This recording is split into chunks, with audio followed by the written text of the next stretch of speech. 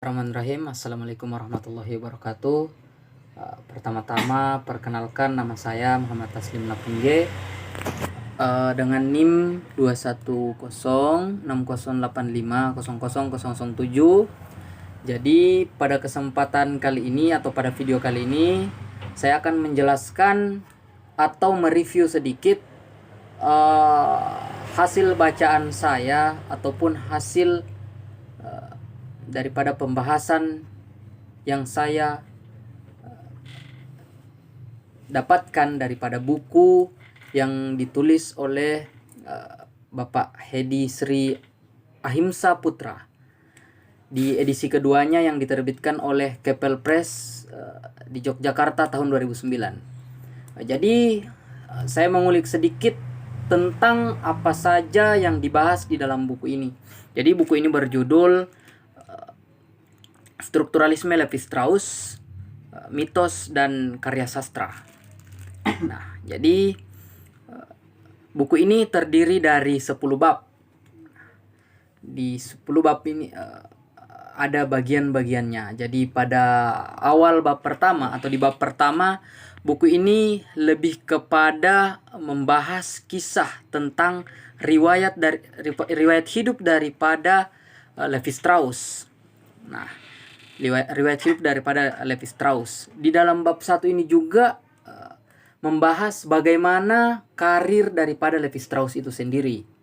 Nah, dimulai dari studi mengenai hukum dan filsafat dan kemudian berakhir dalam antropologi. Di sini juga dipaparkan beberapa penelitian lapangan yang pernah dilakukan atau yang pernah diteliti oleh Levi-Strauss itu sendiri sebelum dia mencapai tingkat dewa dalam dunia akademik. Nah, jadi di bagian 1 itu lebih kepada menjelaskan bagaimana Levi-Strauss dalam perjalanan hidupnya dan bagaimana Levi-Strauss berkarir dalam dunia akademik sampai dia mendapatkan tingkat dewa, dan dia sering disebut oleh bapak filsafat dalam bidang atau ilmu antropologi. Nah, itu gambaran secara umum daripada bab 1. Di bab 2 dan bab 3 itu berisi tentang dasar-dasar pendekatan struktural yang dikembangkan oleh Levi-Strauss. Nah, beberapa asumsi dasar yang digunakan sebagai tolak analisis atau model-model yang diadopsi dari disiplin linguistik. Pandangan Levi-Strauss mengenai mitos serta berbagai macam konsep yang digunakan dalam menganalisis struktural dapat ditemukan di bagian ini atau di bab ini. Jadi pada bab selanjutnya atau bab keempat itu Levi-Strauss mencoba untuk menguraikan cara analisis struktural terhadap mitos-mitos dari kalangan orang Indian di benua Amerika, terutama Amerika Serikat. Contohnya yang diberikan di sini adalah bagaimana analisis struktural yang diterapkan oleh Levi-Strauss pada kisah Oedipus yang merupakan karya awal daripada Levi-Strauss dan kisah-kisah lainnya, sehingga berhasil memperlihatkan kode-kode dan transformasi yang ada pada mitos-mitos. Nah,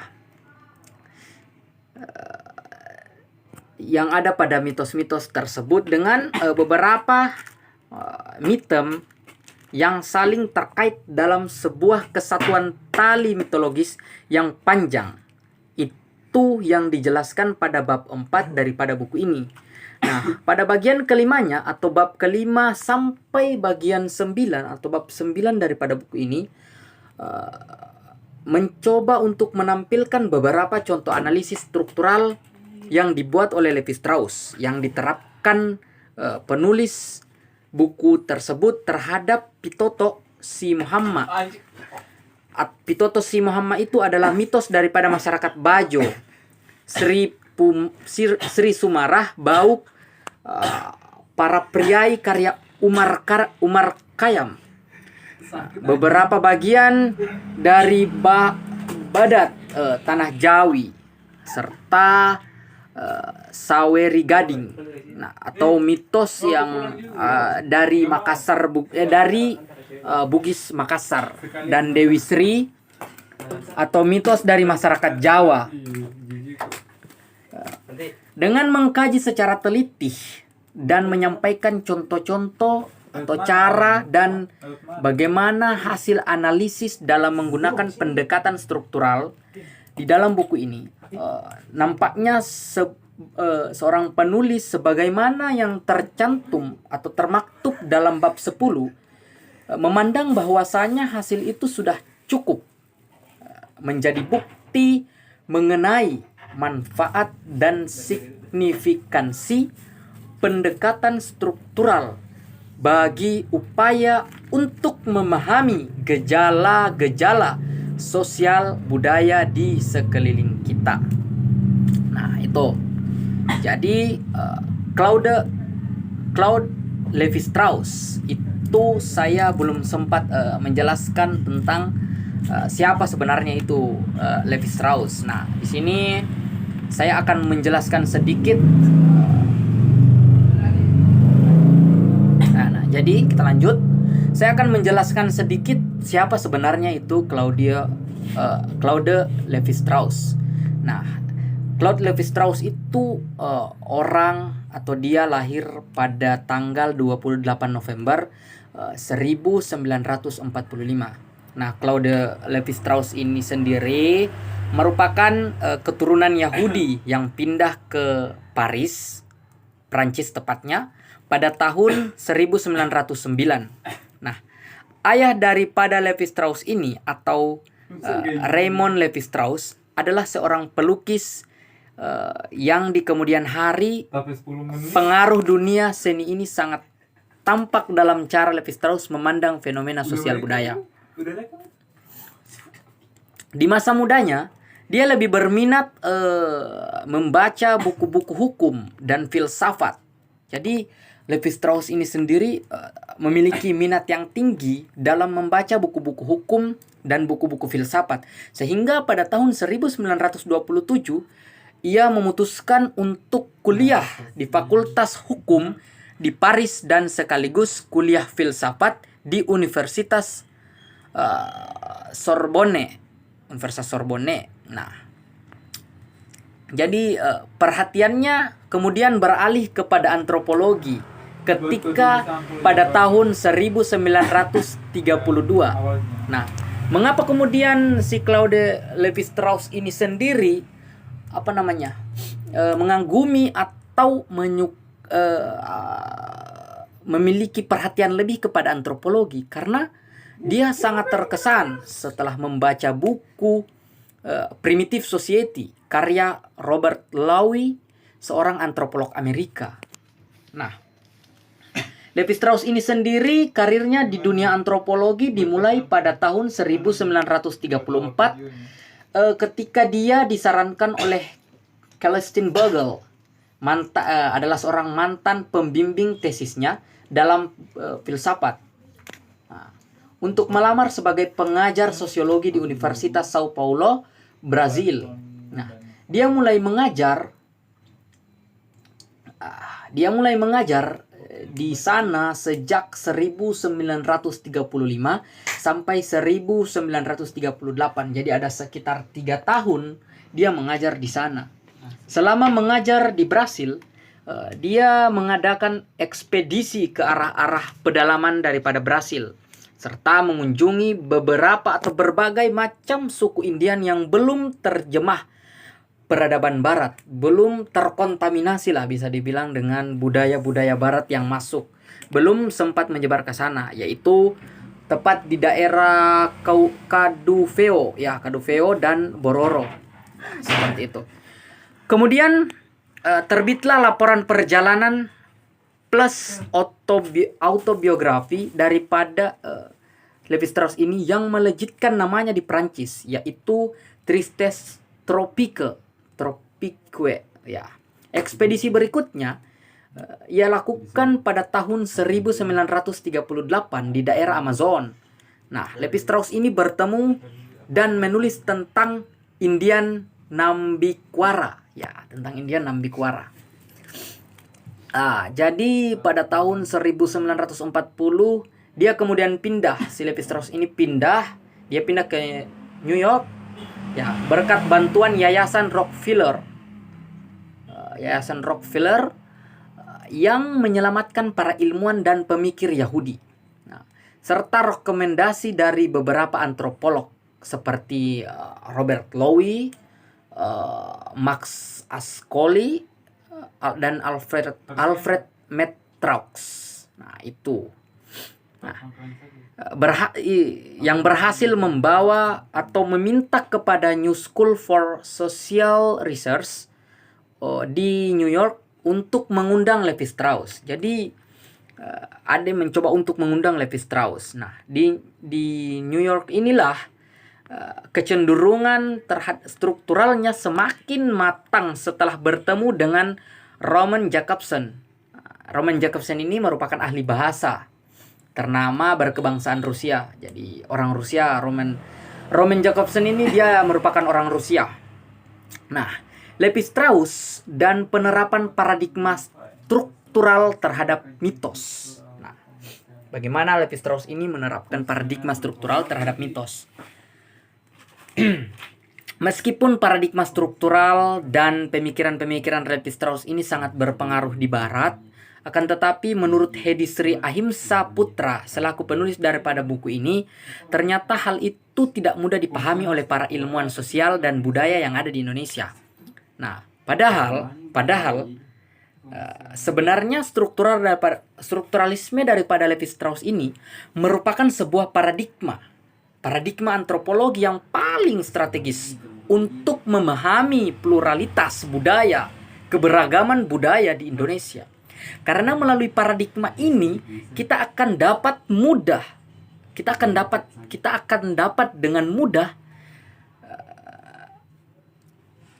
namun tetap komprehensif memahami keberagaman budaya yang ada tanpa harus mengorbankan pengetahuan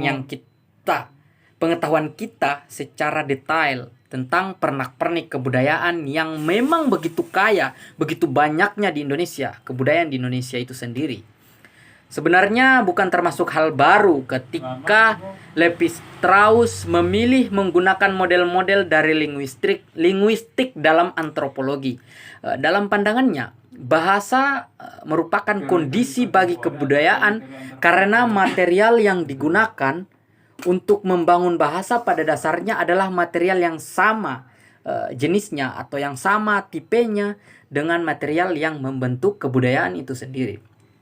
Nah, material tersebut antara lain relasi-relasi logik atau relasi-relasi yang logis, oposisi dan korelasional atau memiliki korelasi atau hubungan.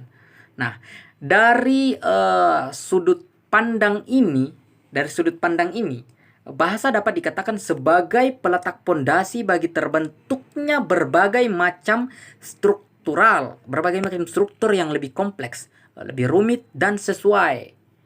Nah, atau sejajar dengan aspek-aspek atau unsur-unsur kebudayaan lain. Nah, hubungan bahasa dan kebudayaan bukan kausalitas. Apa itu kausalitas? Kausalitas itu merupakan sebab akibat. Jadi hubungan bahasa dan kebudayaan itu bukan sekadar sebab akibat, tetapi keduanya merupakan hasil dari aktivitas nalar manusia. Nah, dalam kajiannya mengenai mitos-mitos Indian, Levi Strauss meyakini bahwa dia mampu mengungkapkan logika yang ada di balik mitos-mitos itu, meskipun dalam penerapannya harus terlebih dahulu mengatasi kendala metodologis.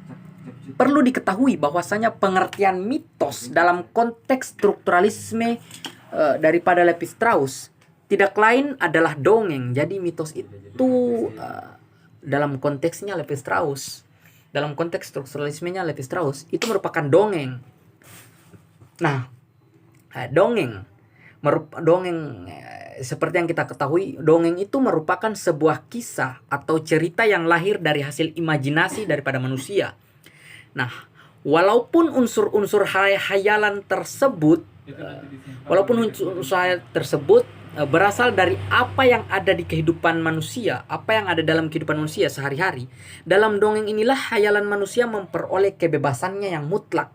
Karena di situ tidak ada larangan bagi manusia untuk menciptakan dongeng apa saja. Oleh karena itu, dongeng merupakan fenomena budaya yang paling tepat untuk diteliti jika ingin mengetahui kekangan-kekangan yang ada dalam gerak atau dinamika nalar manusia.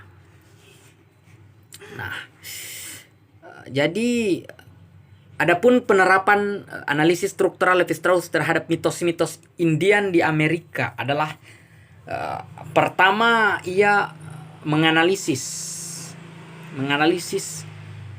Levi-Strauss ini menganalisis kisah Oedipus. Dalam analisisnya, Levi-Strauss membaginya menjadi beberapa miteme. Ya, kemudian mitem-mitem itu disusun secara sintakmatis, paradigmatis, atau yang kembali mengingatkan kita pada partitur musik orkestra dan proses penyampaian informasi dalam bentuk tabel dengan 4 kolom. Nah, jadi kita lanjut.